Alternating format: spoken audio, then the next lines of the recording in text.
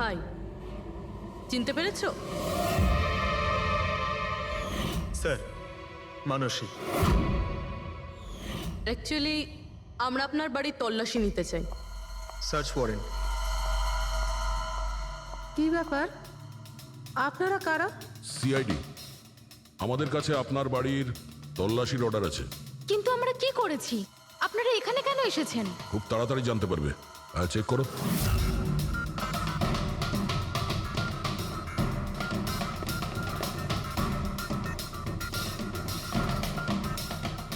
দয়া স্যার।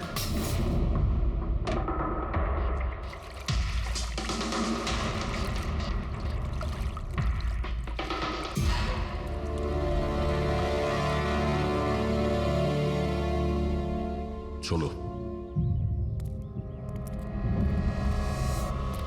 এই নোটগুলোতে রক্ত লেগে রয়েছে। ডিএনএ টেস্ট করলেই জানতে পেরে যাব যে এই রক্তটা সিডের, তাই না? এবার বলো, কিছু জিজ্ঞেস করবে? এখন এ জিজ্ঞাসা করবে না, আমরা জিজ্ঞাসা করব ব্যুরোতে। কিন্তু আপনারা আমাকে কেন সন্দেহ করলেন? শেষবার আমাদের মনে হয়েছিল যে দিনেশ খুনি, কিন্তু ও সুইসাইড করে প্রমাণ করে দিয়েছে যে ও খুনি নয়। মানুষ এটা কি চেনো? এটা তোমার ইউনিফর্মের কাপড়ের টুকরো। এটার কারণে আমরা তোমাকে সন্দেহ করছি, বুঝেছো? আর তারপর আমরা এইটা খোঁজ লাগালাম যে তুমি এরকম কাজ করলে কেন। আপনি জানতেন যে আমি এসব কেন করেছি? মিস্টার রানা, আপনার বাবা ছিল, রাইট? হ্যাঁ, উনি আমার বাবা ছিলেন, আর ওনার প্রাণ সিট আর ওনার সঙ্গীতের জন্য গেছে। উনি ওই ঘটনাটা কিছুতেই ভুলতে পারেননি। আর উনি একজন ডায়াবেটিসের রোগী ছিলেন। তারপরে উনি প্রচুর ড্রিঙ্ক করতে শুরু করে দিয়েছিলেন। উনি কি জানতেন এগুলো যা হচ্ছে সেগুলো সবই নাটক? না, উনি কিছুই জানতেন না। যদি এটা জানতেন তাহলে নিজের প্রাণ নিতেন না। উনি তো এই সব কিছুকে সত্যি মনে করতেন। ইউএসএ তে ছিলাম আমি, যখন মা আমাকে কল করলো। বাবার অবস্থা খুব খারাপ ছিল। যখন আমি ইন্ডিয়া আসলাম তখন উনি আমাকে বললেন যে আমাকে ওনার কোনো অসম্পূর্ণ কাজ পূর্ণ করতে হবে আর ওনার অপরাধীদের শাস্তি দিতে হবে। তারপরে আমিও বাবাকে প্রমিস করেছিলাম যে আমি ওনার অসম্পূর্ণ কাজ শেষ করব। তারপরে উনি আমাদের সবাইকে ছেড়ে চলে গেলেন। তারপরে তুমি কি করলে? তারপরে আমি খোঁজ করা শুরু করি, কিন্তু ওই সময় এরকম কোনো কেস রেজিস্টারই হয়নি। কিন্তু পরে আমার মনে পড়েছিল, বাবা বলেছিল যে এই জেডিস ক্লাবে দিনেশ ওনাকে সিডের সাথে দেখা করিয়েছিল। তো এইভাবে তোমার সঙ্গে দিনেশের দেখা হয়? হ্যাঁ, তারপরে আমি ওখানে ওয়েটারে চাকরি করা শুরু করি। দিনেশকে নিজের বন্ধু বানাই আর ধীরে ধীরে ওর কাছে আসতে থাকি। তারপরে পুরো বিষয়টাই আমি বুঝতে পেরেছিলাম যে কিভাবে ওরা আমার বাবাকে বোকা বানিয়ে আমার বাবার থেকে টাকা নিয়েছিল। কিন্তু আইনের কাছে সাহায্য চাওয়ার বদলে তুমি আইন নিজেই হাতে নিয়ে নিলে। বেইমানির বদলে বেইমানি। দিনেশের সঙ্গে তুমি ভালোবাসার নাটক করেছিলে। হ্যাঁ, আমি নাটক করেছি। ওদেরকে উপযুক্ত শাস্তি দেওয়ার জন্য আমি এটা করেছিলাম। আর এতে তোমার সাহায্য করেছে তোমার প্রেমিক, তোমার আসল বয়ফ্রেন্ড।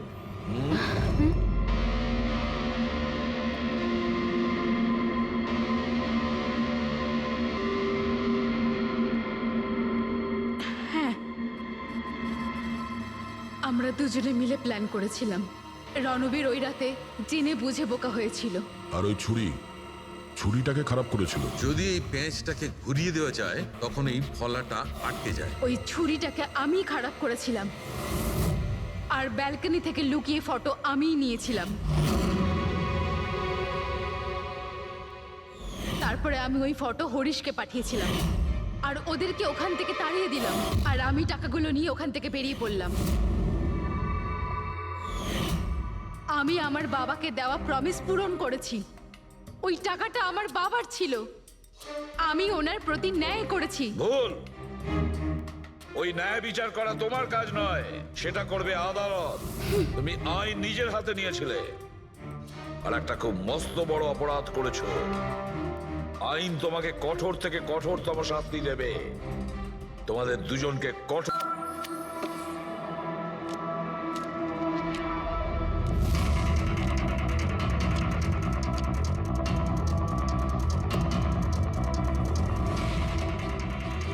এই রইল আমার 2 লাখ টাকার চাল।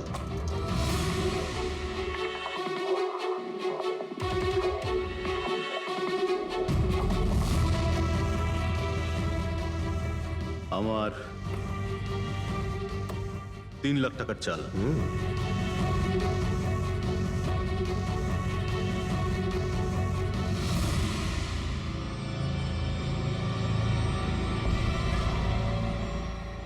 শো,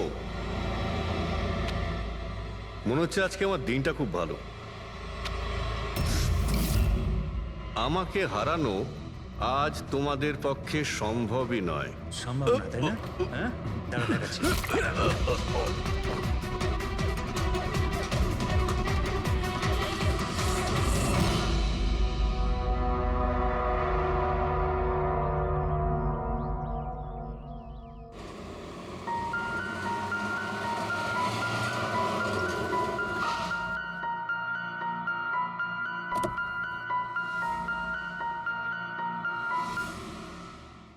চলো বাচ্চারা,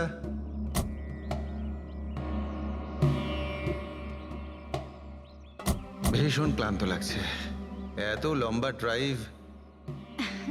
হেমন্ত, তুমি তো জানো আমরা ভ্যাকেশনে এসেছি, তাহলে কিছুদিন তুমি বিশ্রাম করে নিও। ওকে ওকে বাবা, ঠিক আছে, দরজা তো খোলো, আমি লাগেজগুলো নিয়ে আসছি। হ্যাঁ। এসো।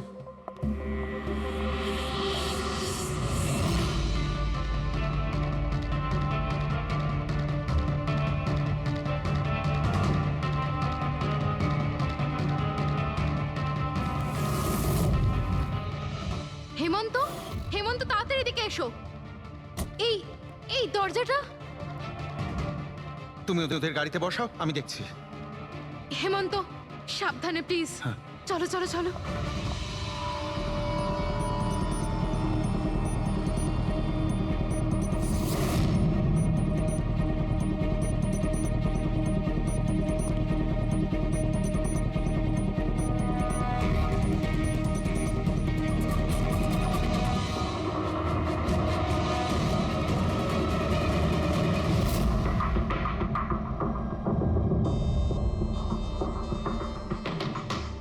তিন চারবার আঘাত করেছে ছুরি দিয়ে। লাশ খুব একটা পুরনো নয়, মনে হচ্ছে কাল রাতে খুন হয়েছে এর। জুয়া খেলার সময় মারা গিয়েছে। এই 5টা গ্লাস পড়ে আছে এখানে, আর এই 5টা ভাগে তাস বাটা আছে। মনে হচ্ছে এছাড়া আরো 4 জন ছিল, ওদের মধ্যে কেউ একজন মেরেছে একে। বাইরে থেকেও কেউ আসতে পারে। পুরবী পঙ্কজ, একটু দেখো তো এই জালনা কিংবা দরজা ভাঙা নেই তো? মিস্টার হেমন্ত, এই লোকটা কে? না স্যার, আমি তো এনাকে আগে কখনো দেখিও নি। এই লোকটা আপনার ঘরে মরে পড়ে আছে, আর দেওয়ালের চারিদিকে ওর ছবি লাগানো আছে। এটা কি করে সম্ভব? একজন অচেনা লোক আপনার এই হলিডে হোমে এসে তাস খেলছে, মারা গেছে। How it possible?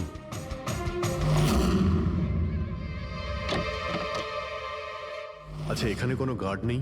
ছিল স্যার, বহু বছর একজন গার্ড ছিল, কিন্তু ওই মাস চারেক আগে তার মৃত্যু হয়, ব্যাস তারপর থেকে আর কেউ নেই। আমি ভেবেছিলাম যে এবার একজন নতুন গার্ড রাখবো। আমায় বিশ্বাস করুন, আমি একদম সত্যি বলছি, আমি এই ভদ্রলোককে চিনিও না। উনি এখানে কি করছিলেন, ওনার ছবি এখানে কেন টাঙানো, আমি কিচ্ছু বুঝতে পারছি না।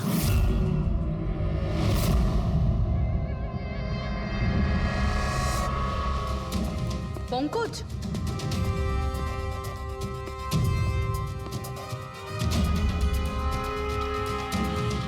স্যার স্যার, জোর করে তো কেউ ভেতরে ঢোকেনি। হ্যাঁ, পিছনের দরজায় তালা নেই কোনো, আর তার ছিটকানিটা বাইরে থেকে খোলা যায়। ওখান থেকে এসছে ওরা। আর স্যার, এই লিভিং রুমের যে জানলাটা আছে এর বাইরে একটা কাটার ঝোপ আছে। ঝোপের মধ্যে এইটা পেলাম স্যার, কাপড়ের টুকরো। মনে হচ্ছে কেউ এর উপরে নজর রাখছিল ওখান থেকে, আর তাড়াহুড়ো করে দৌড়ুতে গিয়ে তখন এই কাপড়ের টুকরোটা ওইখানে আটকে যায়। মৃত ব্যক্তি ছাড়া এখানে আরো 4 জন ছিল, আর একজন লোক বাইরে, সব মিলিয়ে 5 জন। তাহলে এই ক্রাইমের অন্তত 5 জন সাক্ষী আছে। যদি এই 5 জনের মধ্যে একজনকেও ধরতে পারা যায়, তাহলে জানা যাবে কাল রাতে এখানে কি হয়েছিল।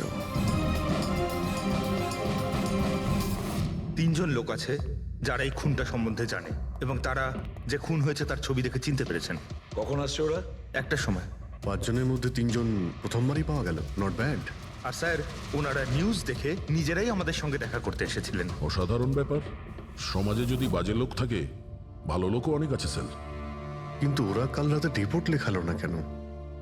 স্যার, স্যার এরা ওই 3 জন, প্রীতম, রণবীর, বিক্রম। প্রীতম, রণবীর আর বিক্রম। তোমরা সবাই জানো ওই খুনটার ব্যাপারে? স্যার। 3 জনের আলাদা করে স্টেটমেন্ট নাও। স্যার, যখন সিডের খুন হয়েছিল তখন আমি ওখানেই ছিলাম। সিড? ওর নাম সিড ছিল? হ্যাঁ স্যার। স্যার, আমি ওদের চিনতামও না। কালকে প্রথমবার ওদের সাথে দেখা হয়েছে, আর কালকেই খুন হয়ে গেল। এক মিনিট। সব কিছু ঠিক মতন বলবে। স্যার, আসলে ওই যে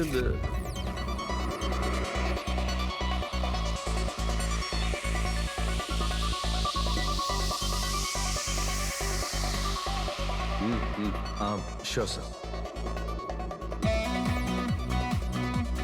কি হয়েছে স্যার? আপনি বোর হচ্ছেন? ক্লাবে ভালো লাগছে না আপনার? ক্লাব? তুমি এটাকে ক্লাব বলছো? মনে হচ্ছে ক্লাব তুমি দেখোইনি। স্যার, আপনি এখানে নতুন এসেছেন, এই শহরে প্রথমবার এসেছেন? হ্যাঁ, নিউ ইয়র্কে থাকি।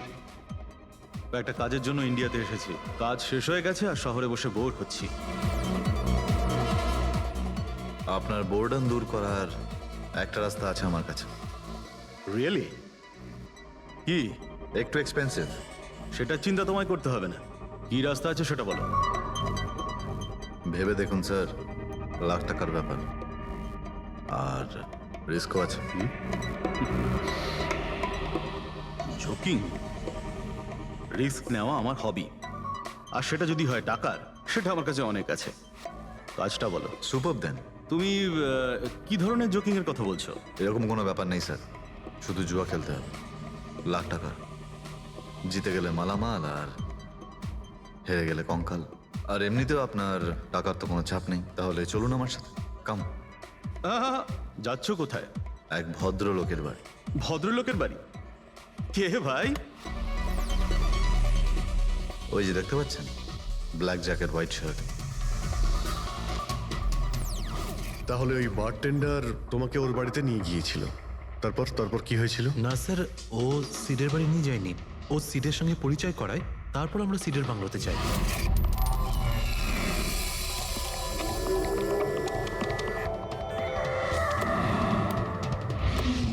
আর যখন আমরা ওখানে পৌঁছলাম তখন আগে থেকেই 2 জন ওখানে ছিল।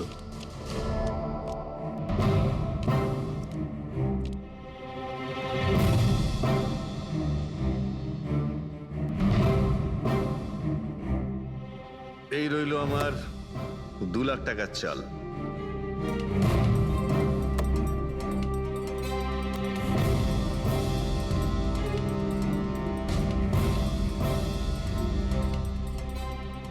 শো দেখা। দারুণ ব্যাপার ভাই। কি খেয়ে বসেছিস? জিতেই চলেছিস। আমাদেরও বলে দে, আমরা একটু টাকা কামাই। ভাই, যদি খেলেই যেতে পারা যেত তাহলে তো কোনো কথাই ছিল না। এগুলো সব কপালের ব্যাপার, আর আজ আমার কপাল ভীষণ ভালো। সেটাই মনে হচ্ছে। তাহলে আরেকটা ডিল হয়ে যাক। যাক। এটা কি করে হতে পারে? বললাম না আমার কপাল খুব ভালো। তোর লাক আজকে ভালো না অন্য কিছু? মানে এটাই যে তুই তাসের মধ্যে সেটিং করে রেখেছিস। এ নিশ্চয়ই তাসের মধ্যে কিছু গোলমাল করে রেখেছে। ভাই, এর বাড়ি হয়তো কোনো ক্যামেরাও লাগিয়ে রেখেছে, নাকি তাসে গন্ডগোল করে রেখেছে। ভেবে দেখার ব্যাপার। তোর মনে হচ্ছে আমি চিটিং করছি? অফকোর্স, নাহলে আমাদের মধ্যে কারো হাতে ভালো তাস এলো না কেন? ওর এলো না, আমার এলো না কেন? তুই চিটিং করছিস, চিটার। এই, তুই আমাকে চিটার বলছিস? হ্যাঁ, তোকে চিটার বলছি। ও, হার মেনে নিতে পারছিস না তুই, তাই তো? খোকা, এটা বড়দের গেম, বাচ্চাদের নয়। যদি এখানে জিততে হয় না, তবে কার্ডে জিততে হয়। তাহলে বেরিয়ে যায় এখান থেকে। মুখ সামলে কথা বল। কি করছিস কি? এই, তুই মুখ সামলে কথা বল, এটা আমার বাড়ি, বুঝলি? হ্যাঁ, ঠিক আছে। বেরিয়ে যায় এখান থেকে। কি করছিস কি ভাই? আরে ওকে তাড়া কেউ এখান থেকে। তার মানে হরিশ ওখান থেকে চুপ করে বেরিয়ে গেল। হ্যাঁ স্যার, প্রথমে আমারও মনে হচ্ছিল যে ও চলে গেছে, কিন্তু ও কিচেনে গেছিল। কিচেনে? হ্যাঁ স্যার, কিচেনে। যখন ও কিচেন থেকে বেরোলো তখন ওর হাতে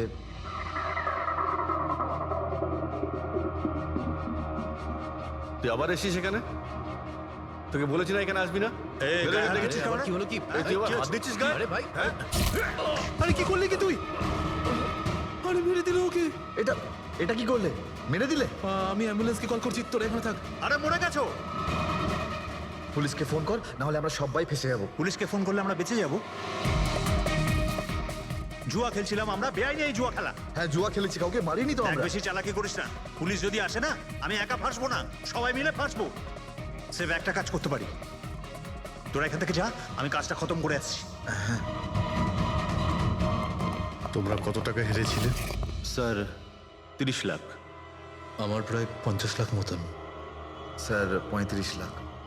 এক মিনিট রণবীর, তুমি বলেছিলে যে সিড ওই সময় সাদা শার্ট পরেছিল।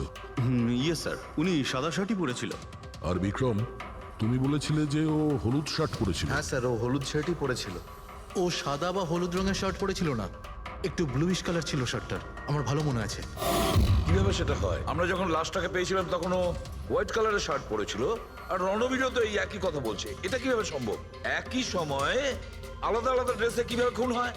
স্যার, যখন মার্ডার হলো তখন এটা কেউ ছিলই না ওখানে।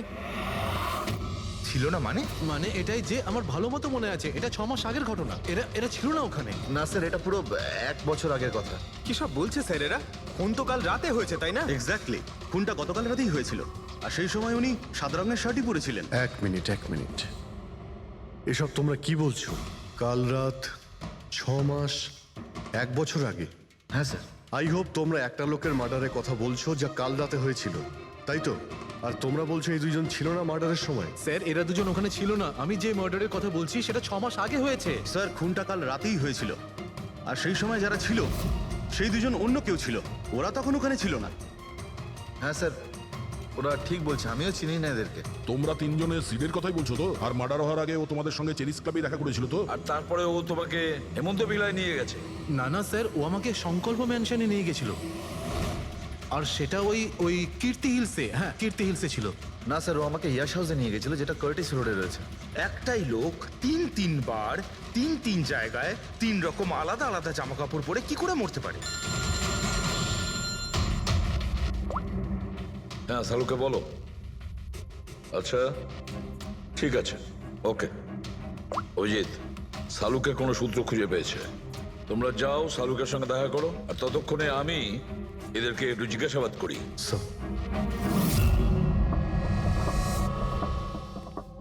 হ্যাঁ, এসো এসো ভাই এসো, দেখো আমি কি পেয়েছি।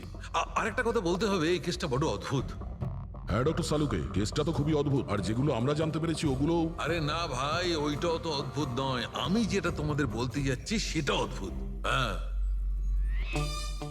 কি হলো? তুমি এদিক ওদিক কি দেখছো? কিছু না। ঠিক তো? না, আমি আপনার কথাই শুনছি। কি বলছেন স্যার? ও আচ্ছা আচ্ছা, হ্যাঁ, তো আমি কি বলছি? ও হ্যাঁ, অদ্ভুত। দেখো, আমি এর রক্তের সঙ্গে সঙ্গে রক্তের মতো আর একটা জিনিস পেয়েছি। রক্তের মতো? স্যার আপনার সন্দেহ একদম ঠিক ছিল, এটা ডাই ছিল। আরে সারিকা, তুমি এসে গেছো? মানে আমি বলতে চাইছি, কি বলছো তুমি? লাল ডাই? কি করে? আরে বাহ, কনসেন্ট্রেশন ফিরে পেয়েছো তুমি? আরে আমার কনসেন্ট্রেশন কোথায় গিয়েছিল? তোমরা সব সময় না আমার পিছনেই পড়ে থাকো। ও আচ্ছা আচ্ছা। আমি সিডের বডি থেকে এই প্লাস্টিক ব্যাগটা পেয়েছি। এই ব্যাগ ওর শার্টের ঠিক নিচে ওর বডির সাথে টেপ দিয়ে আটকানো ছিল। আর এই ব্যাগটাতেই একদম রক্তের মতো ডাই রাখা হয়েছিল। এটা তো ঠিক ওই রকমই যেটা ফিল্মের শুটিং এ ইউজ করা হয়। বা হয়তো নাটকে। নাটক? হ্যাঁ, নাটকে। যতদূর আমরা জানতে পেরেছি তাতে এটা পরিষ্কার যে সিড একজন ঠক ছিল। সিডা তার সঙ্গীরা মিলে জুয়া আর মার্ডারের নাটক করে লোকেদের ঠকাতো। তার মানে এসবের মধ্যে ওই বারটেন্ডারও যুক্ত ছিল। ও জেনে বুঝে বড় লোকদের ফাঁসিয়ে এখানে এই কার্ড পার্টিতে পাঠাতো, আর তারপরে এই মার্ডারের নাটক। তো এই জন্য রণবীর, বিক্রম আর প্রীতম আলাদা আলাদা জায়গায় আলাদা আলাদা সময় এর মার্ডার দেখেছে। আর ওরা এসব অনেক আগে থেকেই করছে, কিন্তু কাল রাত ওদের নাটক বাস্তবে পরিণত হয়। প্রতিবারই একটা নতুন বাংলো, নতুন লোক ঠকানোর জন্য। আর বাকি সব সেম, একই খেলা, একই ঝগড়া, আর সেই একই সিটের মার্ডারের নাটক। লোকেদের কাছ থেকে টাকা নিয়ে পুলিশ কেসের নামে লোকেদের ভয় দেখিয়ে বের করে দেওয়া, সব কিছু সেম টু সেম। প্ল্যান তো খুব ভালো ছিল, কিন্তু কালকে হঠাৎ মার্ডার কি করে হয়ে গেল? কারণ কালকে রাতে একটা গন্ডগোল হয়েছে। মানে 1 মিনিট।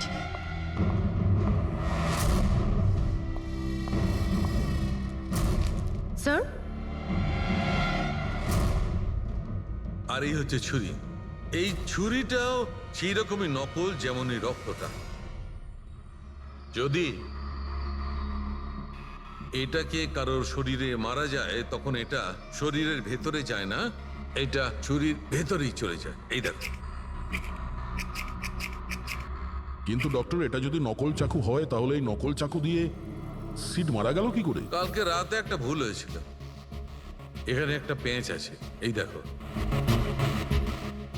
যদি এই পেঁচটাকে ঘুরিয়ে দেওয়া যায় তখন এই ফলাটা আটকে যায়, ভেতরে ঢুকতে পারে না। তারপর এই ছুরিটা দিয়ে কেউ যদি আঘাত করে শরীরের ভেতরে ঢুকে যায়। কেউ ইচ্ছে করে এই ছুরিটাকে এরকম বানিয়েছে যাতে সিড মরে যায়। এরকম তো সেই লোকটাই করতে পারে যে এই খেলার ব্যাপারে সব কিছু জানতো। এটা বোধহয় সে যে লিভিং রুমের ব্যালকনিতে ছিল, যার কাপড়ের টুকরো আমরা পেয়েছিলাম। আর দ্বিতীয়ত, আমাদের খুনির কাছে সে পৌঁছবে যে বাকি লোকেদের কার্ড পার্টি পর্যন্ত পৌঁছেছে। ওই bartender Dinesh. Excuse me? I am sorry sir, এখনো ক্লাব ওপেন হতে বেশ কিছুটা সময় বাকি আছে। Sorry sir. আমরা একটা কেসের ব্যাপারে এখানে এসেছি, আমরা সিআইডি থেকে। সিআইডি? হ্যাঁ বলুন স্যার, আমি কি করতে পারি আপনার জন্য? স্টাফেদের সঙ্গে কিছু কথা আছে। স্টাফেরা এখানে আছে? এখন সবাই তো এখানে নেই, কিছু লোক আছে যারা লকার রুমে ইউনিফর্ম চেঞ্জ করছে। আপনাদের একজন বারটেন্ডার দিনেশ, সে কোথায়? ম্যাম, কাল থেকে ও কাজে আসেনি, জানি না না বলে কোথায় গেছে। আচ্ছা স্যার, ব্যাপারটা কি? ও কিছু ঘটিয়েছে নাকি? করেছে কি করেনি সেটা পরে আপনি জানতে পারবেন। আপাতত আপনি ওর অ্যাড্রেস দিন আমাদের। স্যার, ও এখানে যে অ্যাড্রেস দিয়েছিল সেটা ভুল অ্যাড্রেস। অ্যাকচুয়ালি ও যখন উধাও হয়ে গিয়েছিল এখানে অ্যাড্রেস বুক থেকে ওর সব ডিটেলস বার করেছিলাম আমি, কিন্তু তারপর দেখলাম যে অ্যাড্রেসটা ভুল। আপনি চাইলে আমি আপনাকে অ্যাড্রেসটা দিতে পারি, কিন্তু আমার মনে হয় না আপনি ওকে ওখানে খুঁজে পাবেন। আপনি যখন কাউকে কাজে রাখেন তখন তাদের ডিটেলস নিয়ে রাখেন না? আপনি কি জানেন আপনার এই বারকে সামনে রেখে ও লোককে ঠকাতো? হোয়াট? আর আমরা এখন ওকে একটা খুনের ব্যাপারে খুঁজছি। Murder? I am sorry ma'am, আমি সত্যিই জানতাম না। সেই জন্যই আগে থেকে ভালো করে খোঁজ নিতে হয়। রুলসগুলো আপনার ভালো করে ফলো করা উচিত ছিল। আগে থেকে এগুলো করলে আজকে এরকম প্রবলেম হতো না। I am sorry sir. আচ্ছা, এই দিনের সম্পর্কে আর কি বলতে পারো? কিছু জানো ওর সম্পর্কে? না স্যার, তেমন বিশেষ কিছু নয়, কারণ ও খুব কম কথা বলতো, বেশিরভাগ চুপ করেই থাকতো। সেই জন্য ওর বন্ধু কম ছিল, শুধু এক মেয়ে ছাড়া, মানসী। ও এখানে ওয়েট্রেসের কাজ করে। ওদের মধ্যে ভালো ভাব ছিল, যদিও ওরা দুজনে কোনোদিন এটা প্রকাশ করেনি, কিন্তু আমার মনে হয় যে ওদের মধ্যে প্রেমের সম্পর্ক ছিল। তো আপনি মানসীকে জিজ্ঞেস করেননি কি ছিল ওদের মধ্যে? জিজ্ঞেস করেছিলাম ওকে, কিন্তু ও নিজেও জানে না। কোনো ব্যাপার না, মানুষকে একবার ডাকুন তো। ঠিক আছে স্যার। স্যার, মানসী। মানসী, দিনেশ তোমার বন্ধু ছিল? ছিল মানে? ও ঠিক আছে তো? দেখো, একটা খুন হয়েছে, আমরা সন্দেহ করছি দিনেশ ওটাতে ইনভলভ আছে। আমরা ওকে খুঁজছি। তুমি জানো কোথায় আছে ও? আমি নিজেই অনেক টেনশনে আছি, ওর ফোনও লাগছে না। আর ও এখানে যে অ্যাড্রেসটা দিয়েছিল সেটাও নকল। আর আপনারা বলছেন যে ও কোনো মার্ডারের সাথে যুক্ত? আচ্ছা, আপনি তো ওকে খুব ভালো করেই জানতেন না? হ্যাঁ স্যার, আমরা একে অপরকে ভালোবাসতাম আর আমরা বিয়েও করতে চলেছিলাম। সেই জন্য ও কিছু টাকা জোগাড় করতে চাইছিল। আচ্ছা, ও এই টাকাটা ক্লাবের চাকরি থেকে জমাচ্ছিল নাকি অন্য কোনো সাইড বিজনেস ছিল ওর? চাকরি ছাড়া ও শেয়ার বিজনেসে ওর টাকা লাগিয়েছিল। আর আমাকে বলতো যে ও অনেক টাকা রোজগার করছে, আমাকে দামি দামি গিফট দিত আর দামি দামি রেস্টুরেন্টও নিয়ে যেত। তো ও তোমায় ওর ঠকানোর বিজনেসের ব্যাপারে কিছুই বলেনি? ওর কোনো ছবি আছে তোমার কাছে? হ্যাঁ আছে।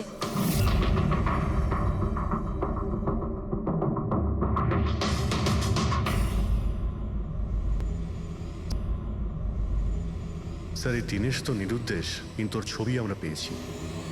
এটাকে আমরা সার্কুলেট করে দিচ্ছি। হ্যাঁ হ্যাঁ, করাও অভিজিৎ, করাও। তিনজনের স্কেচ তো করা হচ্ছে। একটা কথা তো পরিষ্কার যে চারজন সবাই একসঙ্গে কোনো গর্তে লুকিয়ে বসে আছে। হ্যাঁ স্যার। স্যার, এরা ঠক কিন্তু খুনি নয়। ভুল করে এদের হাতে খুন হয়ে গেছেন। 100% এরা ভয় পেয়েই কোথাও লুকিয়ে রয়েছে। ব্যাস, এই ভয়টাকেই আমাদের কাজে লাগাতে হবে। এমন ভাবে ভয় দেখাতে হবে যে ওরা নিশ্চয়ই কোনো ভুল করে থাকবে আর আমরা খপ করে ধরে ফেলবো। স্যার, স্যার, হ্যাঁ, স্কেচ তৈরি। ওকে স্যার, হ্যাঁ, এই তিনজনই জুয়ারি, আর যে ছুরি মেরেছে সে হলো হরিশ। একটা কাজ করো, এই তিনটে স্কেচই আর ওই বার টেন্ডারের ছবি প্রতিটা police station, railway station, bus stand, লজে সব জায়গায় পাঠিয়ে দাও। আর সমস্ত নিউজ চ্যানেলেও পাঠিয়ে দাও। আর ওদেরকে জানিয়ে দাও যে 24 ঘন্টা যেন এদের ছবি দেখানো হয়। প্রত্যেকটা বাড়িতে এদের ফটো দেখাতে হবে। তারপরে দেখবো কতদিন লুকিয়ে থাকে আমাদের হাত থেকে। এই 4টে ফটো খুব ভালো করে দেখুন। এই 4 জন এই হত্যাকাণ্ডে জড়িত। এদের ব্যাপারে কোনো রকম সূত্র বা কোনো রকম খবর পেলে সিআইডি কে এই নাম্বারে খুব তাড়াতাড়ি যোগাযোগ করবেন।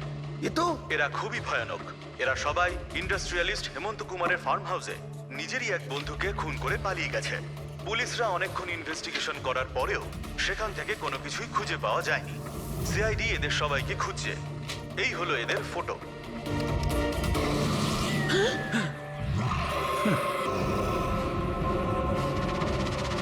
ভাই শোন না, ম্যাচটা চালু কর না, ম্যাচ হচ্ছে। এরা সবাই ইন্ডাস্ট্রিয়ালিস্ট হেমন্ত কুমারের ফার্ম হাউসে নিজেরই এক বন্ধুকে খুন করে পালিয়ে গেছে। সিআইডি এদের সবাইকে খুঁজছে। এই হলো এদের ফটো। দেখলি তুই, এরা তো সবকিছু জেনে ফেলেছে। ভাই ছবি টবি সব দেখাচ্ছে, সমস্ত ডিটেলস দেখাচ্ছে। বাজেভাবে ফেসে যাবো ভাই এসবে। হাসবো তো বটেই। আমি তোদের আগেই বলেছিলাম যে চল পালিয়ে যাই, কিন্তু তোরা তো শুনলেই না। এবার এবার পুলিশ আসবে, সব জায়গায় খোঁজ করবে, আর তখন আরে এখনো এখনো এখনো অনেক সময় আছে। চল পালাই, এই ব্যাগ তোলা, সবাই মিলে পালাই, চল।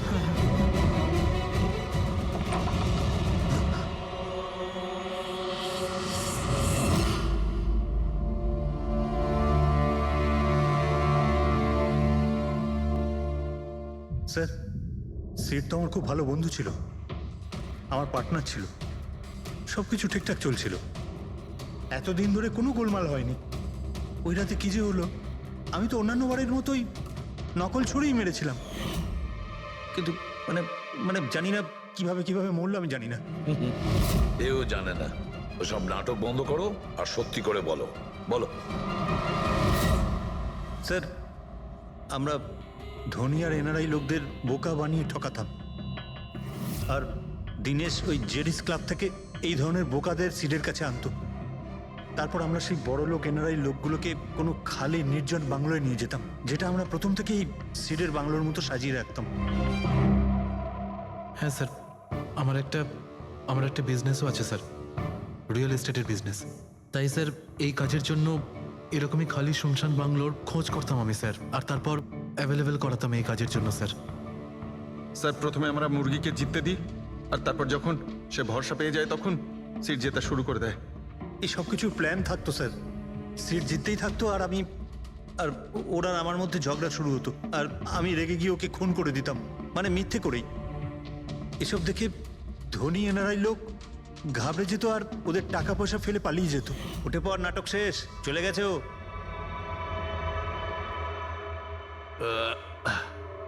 ঠিক গেছে তো রে? হ্যাঁ গেছে। উফ, আরে লেগে যাবে পাগল। তারপর আমরা ওই টাকাগুলো নিজেদের মধ্যে ভাগ করে নিতাম। ওই রাতেও সব এরকমই হয়েছিল। আমি ওকে ছুরি মেরেছিলাম আর তারপর পুলিশকে ফোন করা যাক আর সবকিছু ডিটেলে বলে আমি দেওয়া যাক। পুলিশের চক্করে পড়তে চাই না। আমার পাসপোর্ট, ইউএসএ সিটিজেনশিপ সবকিছু চলে যাবে। না না না না না, আমি যাচ্ছি। আরে ঘুমিয়ে পড়লি নাকি সিট? আরে ওঠ ভাই, অনেক হয়েছে, আর ওভার অ্যাক্টিং করতে হবে না। Seat set set. আরে এই তো সত্যি মরে গেছে। আরে ছুরিটা সত্যি সত্যি লেগে গেল নাকি ওর? আরে কি বাজে কথা বলছিস কি তুই? আরে সিট ওঠ না। সিট ওঠ না। আরে ছুরিটা কি করে? তুই ছুরিটা ইউজ করার আগে চেক করিসনি নাকি? আরে প্রথমবার করছি নাকি? শুটিংয়ের ছুরি এটা, একটাই তো ছুরি আছে না। কিন্তু এই খুন কি করে হতে পারে? আমাদের পুলিশকে জানাতে হবে। পুলিশকে যদি জানাই তো আমরা সবাই ফেসে যাব। তাহলে কি করব?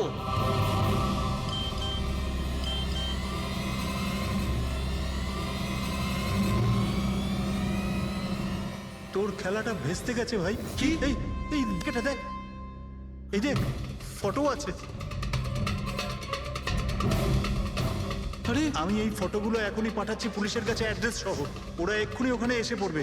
তোর খুব শখ হয়েছিল না খেলার? এবার দেখি পুলিশের সাথে কেমন লুকোচুরি খেলিস। তুমি বলছো যে তোমরা ওখানে টাকা ফেলে পালিয়ে গিয়েছিলে? হ্যাঁ স্যার, পুরো 90 লাখ টাকা ছিল স্যার। আমরা সব ফেলে পালিয়েছিলাম। কিন্তু আমরা তো ওখানে কোনো টাকা পাইনি। আমি কিছু জানি না ম্যাম, ওই টাকাটা কোথায় গেছে, ওই নকল ছুরিটাই বা আসল কি করে হয়ে গেল, সিডের খুন কি করে হয়ে গেল, আমি কিচ্ছু জানি না ম্যাম।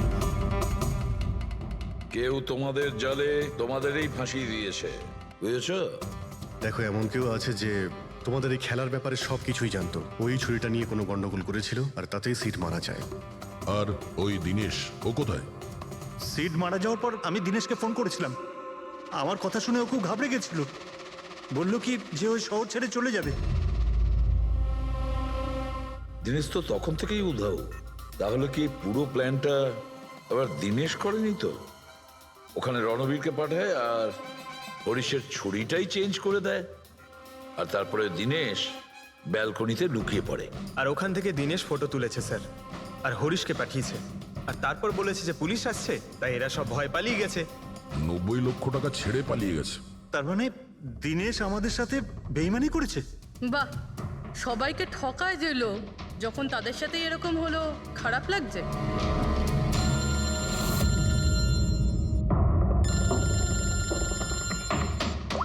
হ্যাঁ বলো সালুকে।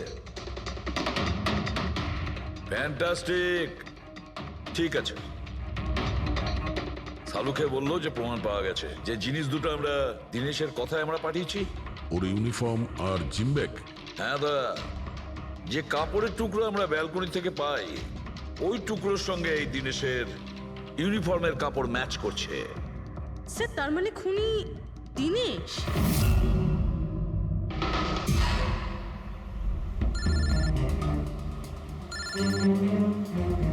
ACP sir, hello. কি জিটি রোড? ঠিক আছে স্যার, ওকে ওকে। জিটি রোডে যেতে হবে। দিনেশকে জিটি রোডের বাজারে দেখা গেছে।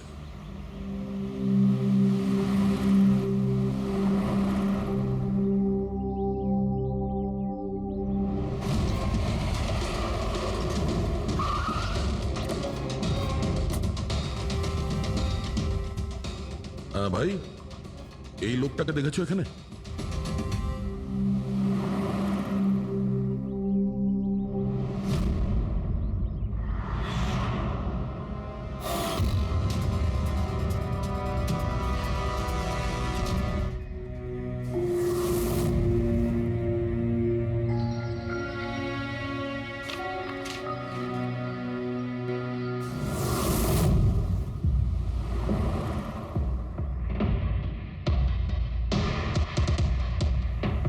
আচ্ছা, এই যে দাদা, একে দেখেছেন? হ্যাঁ দেখেছি তো। কোথায়? ওই তো ওখানে দাঁড়িয়ে রয়েছে। আগে? হ্যাঁ আগে। থ্যাঙ্কস থ্যাঙ্কস, চলো। মা, বাবা, আমায় ক্ষমা করে দিও। আমি তোমাকে অনেক কষ্ট দিয়েছি, তোমাদের মান সম্মান ডুবিয়ে দিয়েছি। কিন্তু একটা সত্যি কথা, আমি খুনি নই, আমি কাউকে খুন করিনি। আমি শুধু একটু টাকা ইনকাম করতে চেয়েছিলাম, কিন্তু আমি জানতাম আজ নয়তো কাল পুলিশ আমাকে ধরেই নেবে। এটা হওয়ারই ছিল।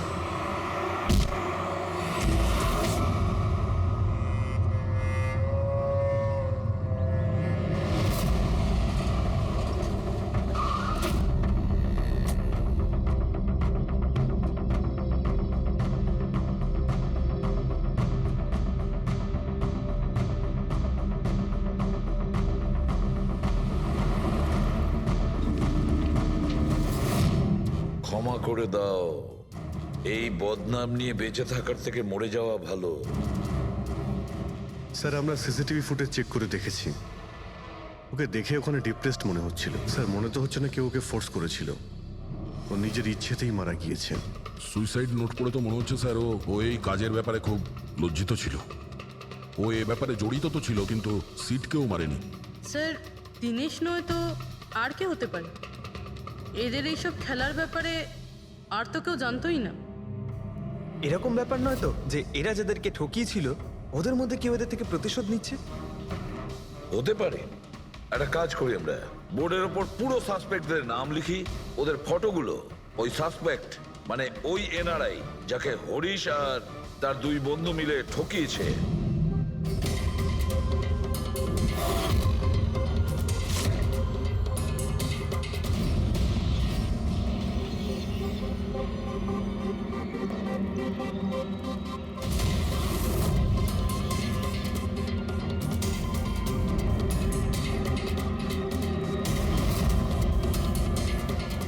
স্যার এই হলো সেই সমস্ত লোকগুলো যারা এই কেসের সঙ্গে জড়িত।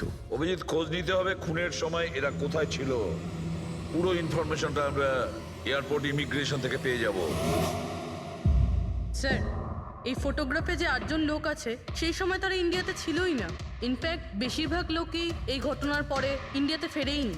শুধু এই 4 জন ছাড়া এই 3 জন সাক্ষী, বিক্রম, রণবীর, প্রীতম আর মিস্টার রানা। স্যার এক্ষুনি আমি মিস্টার রানার বাড়িতে ফোন করেছিলাম, ওনার ওয়াইফ ধরেছিলেন। বললেন যে 3 বছর আগে উনি মারা গেছেন, আর 3 বছর আগে এরা ওনাকে ঠকিয়েছিল। উনি এই গিল্ট ফিলেই ভুগতেন যে ওনার সামনে কেউ খুন হয়ে গেছিল আর উনি কিচ্ছু করতে পারেননি, যার জন্য উনি নেশার কবলে পড়েন। আর তাহলে বাকি থাকলো 3 জন সাসপেক্ট, প্রীতম, রণবীর আর বিক্রম। প্রীতম আর বিক্রম এরা তো দেশের মধ্যেই ছিল, কিন্তু এই শহরে ছিল না। এবার এই রণবীরই শুধু বাকি থাকলো। রণবীর তো নিজেই ওখানে ছিল, ওই ফটোতেও ছবি আছে। হ্যাঁ স্যার, ও একই সাথে ব্যালকনি আর হল তাতে থাকতে পারে না, এটা অন্য কেউই হবে। তাহলে কে হতে পারে এই খুনি? পঙ্কজ, মিস্টার রানা 3 বছর আগে মারা গেছেন, ওনার পুরো ডিটেলসটা আমার চাই। Sir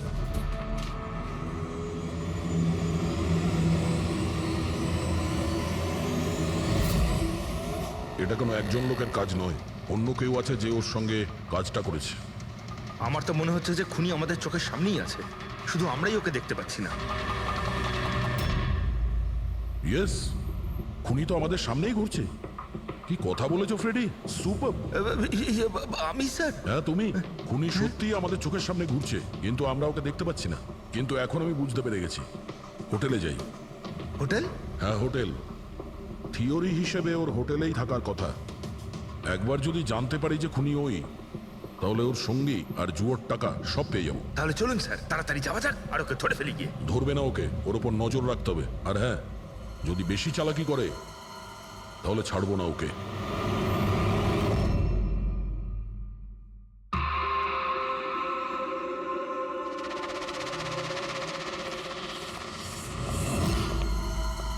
excuse me. হ্যাঁ স্যার। আমি আপনার ফোন থেকে একটা ফোন করতে চাই। করুন স্যার। ওয়েল, আমার একটু প্রাইভেট কথা ছিল আর কি। এছাড়া কি আপনার কাছে অন্য কোনো ফোন আছে? স্যার ওইটাই চলে যান, ওটা থেকে কথা বলে নিন। Thank you. Thank you.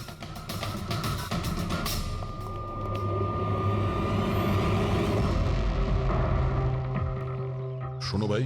হ্যাঁ স্যার। আমরা সিআইডি থেকে আসছি, আমরা এই লোকটাকে ফলো করছি। এই লোকটা যে কথা বলছে ওটা আমাদের শুনতে হবে যে কি কথা বলছে। স্যার ওই ফোনটা এই ফোনটার সাথে কানেক্টেড। আমার মনে হচ্ছে সিআইডি কিছুই জানতে পারেনি। প্ল্যানটা সাকসেসফুল। আমাদের প্ল্যানটা খারাপ করার শুধু একটাই লোক ছিল, আর সে ছিল দিনেশ। আরও সেটার উপযুক্ত শাস্তি পেয়ে গেছে। So there is nothing to worry about. You don't worry, আমি যদি কিছু জানতে পারি তোমাকে জানাবো। I love you two.